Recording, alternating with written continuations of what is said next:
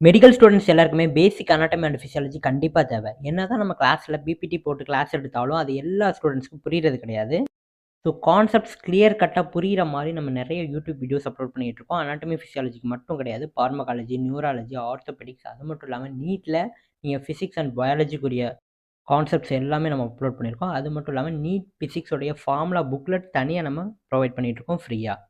இதுபோல நியூராலஜில ஒவ்வொரு condition multiple ஸ்க்லீரோசிஸ், குல்லியன் பேரி syndrome அந்த மாரி ஒவ்வொரு கண்டிஷனும் ஸ்பெசிஃபிக்கா நம்ம நோட்ஸ் ப்ரொவைட் பண்ணிட்டு இருக்கோம் ஃப்ரீயாவே.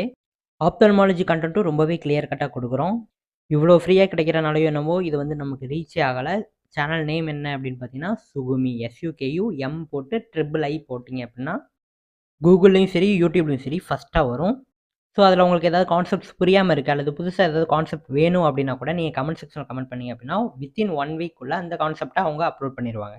So NEET physics formula booklet வேணும் அப்படின்னாலும் அவங்கள டைரக்ட்டா